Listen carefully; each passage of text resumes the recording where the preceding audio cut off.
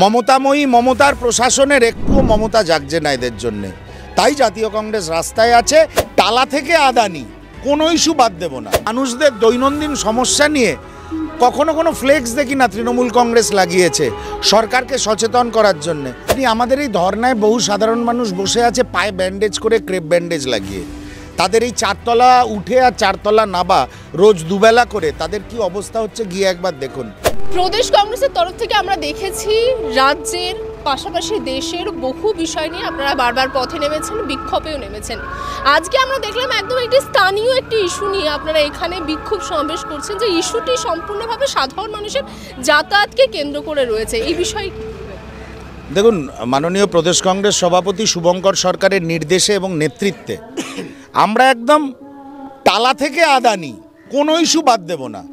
যেখানেই মানুষের কষ্ট হবে, অসুবিধা হবে, দেশের অর্থনীতি হ্যাম্পার্ড হবে, যেখানেই আমরা বুঝবো মানুষ কষ্ট পাচ্ছেন, জাতীয় কংগ্রেস সবসময় পাশে থাকবে। এটাই শুভঙ্কর সরকারের নির্দেশ, আমাদের জেলা কংগ্রেস সভাপতি রানা রায়চৌধুরীর নির্দেশ। আমরা সকল সহকর্মীরা সবসময় মানুষের পাশে ঝাঁপিয়ে পড়ব। দেখুন, আমরা কি দেখি? আমরা দেখি ফ্লেক্স লাগানো আছে, শুভ বিজয়া, জগদ্ধাত্রী পুজোর শুভেচ্ছা, ছট পুজোর শুভেচ্ছা।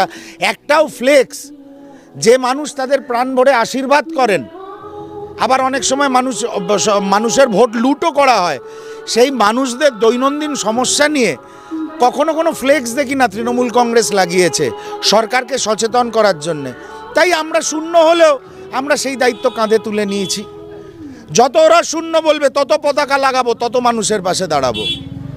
এটাই আমাদের দলের নির্দেশ, এটাই দলের সভাপতির নির্দেশ, এটাই দলের সর্বোচ্চ নেতৃত্বের নির্দেশ।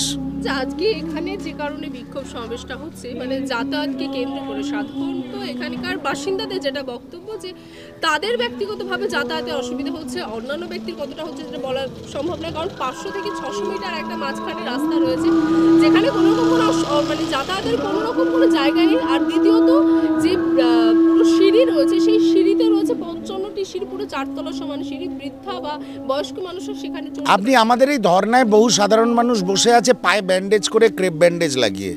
তাদের এই চারতলা উঠে আর চারতলা নাবা রোজ দুবেলা করে তাদের কি অবস্থা হচ্ছে গিয়ে একবার দেখুন।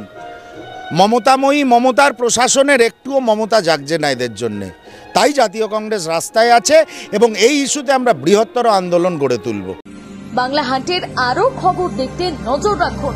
বাংলা খবর মানেই বাংলা হান্ট।